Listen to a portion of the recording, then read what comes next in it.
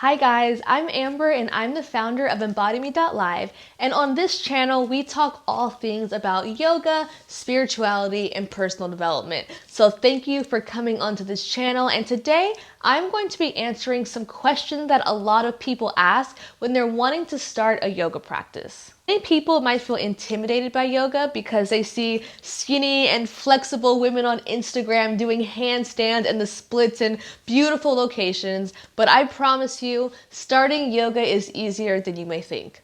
So I'm going to be answering 10 common questions that a lot of beginner yogis ask, and let's go ahead and get into it. The questions that people ask before they even start yoga is, why should I start practicing yoga? There are so many benefits of practicing yoga, and I went ahead and made an entire video about it. I will go ahead and link it up above, but in short, yoga is great for the body, the mind, and the soul. Yoga is all about being present in this moment, focusing on your breath, and moving your body. Yoga practices and deep breathing exercises promote relaxation, and they help to combat stress. It reduces blood pressure and the stress hormone called cortisol, and that's why a lot of people think of yogis as being extremely zen, and it's because we're just not stressed out.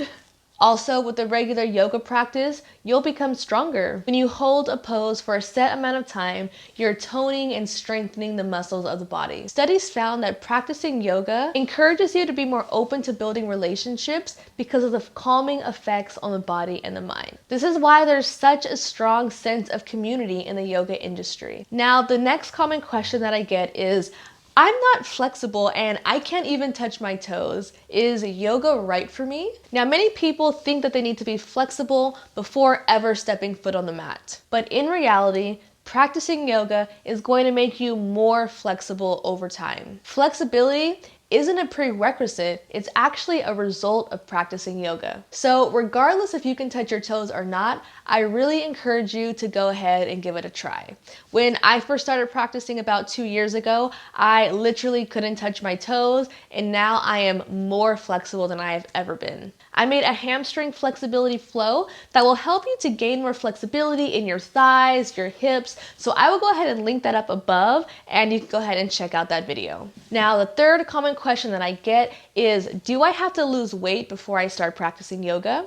And this is very similar to the question we just went over about being flexible, and the answer is simply no. You do not have to lose weight in order to do yoga, but likely you're going to lose weight as a result of doing yoga. Many people find that practicing yoga is a really great way to exercise and to lose weight, and it's a lot less intensive than other types of exercises such as Pilates or HIIT classes. So if you're just starting on your workout journey and you don't want something that's too intense, yoga is perfect for you. Now, question number 4 is, what do I wear to a yoga class? Now, you want to wear something that's comfortable and something that you're able to move around in. Many choose to wear tight yoga pants, but also loose-fitting clothing is totally okay. As a woman, I would also recommend wearing a sports bra so that you can keep the girls in check. And for the guys, basketball shorts, gym shorts, I've even seen people in boxer shorts.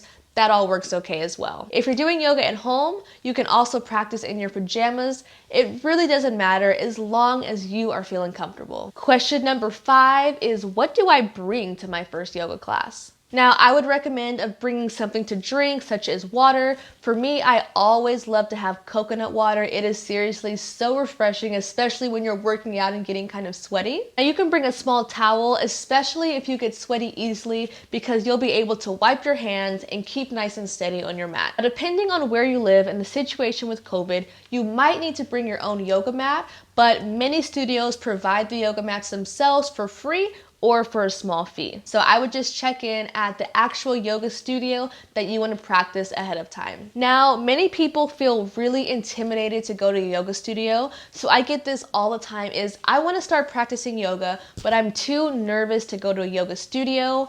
how do I get started? Luckily for you, there are plenty of amazing options. My company, EmbodyMe.live, is an online virtual yoga studio, and we offer yoga classes every single day. You get to practice in your own home, and you get the guidance and feedback of the teachers because they can see you on camera.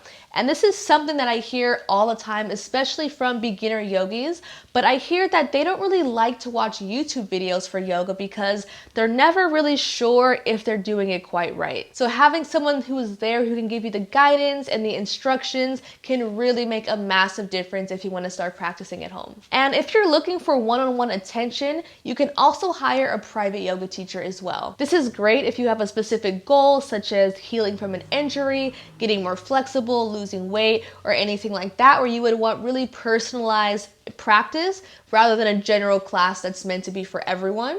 At EmbodyMe.live, we also have private one-on-one virtual sessions, so I will go ahead and link more information in the description below. Question number 7 is, how many yoga classes should I do every week? So what I would recommend is starting off with one full-length yoga class once a week, and then every day stretching for about 10 to 15 minutes and then working your way up from there. At EmbodyMe.live, we have classes that are as short as 20 minutes. So if you're crunched for time but still want to practice, that is a really great option for you. Question number 8 is, do I have to follow the teacher's instructions for the inhale and exhale of the breath? Now, this is something that might be really difficult at first, but I promise it will get easier as you go. In yoga, we really want to try and focus on the breath, so you do want to be mindful and pay attention and try to follow the teacher's instructions, but if you mess up, do not stress out. Once you're familiar with the yoga poses, then it will be much easier to focus on your breath. Question number 9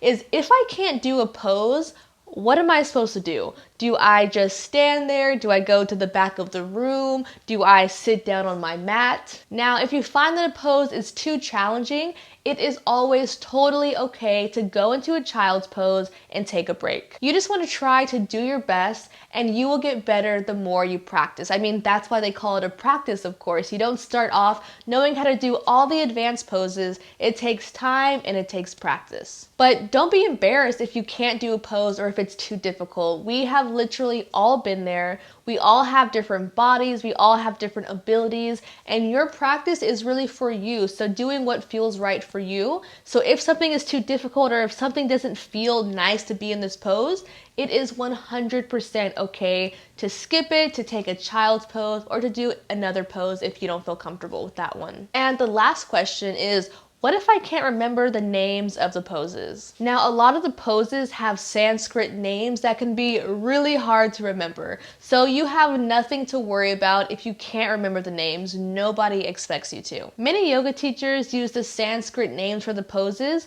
and you might have no idea what they're talking about, and that is totally okay. No one is expecting you to remember the names of the poses, especially not the Sanskrit ones. Now, when I teach my classes, I'll use simpler terms such as warrior one or child's pose, and I know that many, I would almost even say most yoga teachers do the same, just so that it's more easily accessible and that people can remember it, so you do not have to worry if you don't remember the poses. Plus, the more you practice, the more you will start to be familiar with the names and the movements that go along with them, and it'll be much easier for you to follow along in class. So there you go, the 10 top questions that most yogis ask when they're looking to begin a yoga practice. Now, if you are ready to begin your yoga journey, go to EmbodyMe.live and join us for a live stream class. Our community is amazing, and we are all here to guide you and to support you on your journey. And I hope that we get to see you in one of our classes. And of course, if you have not already subscribed to our channel, go ahead and click that subscribe button.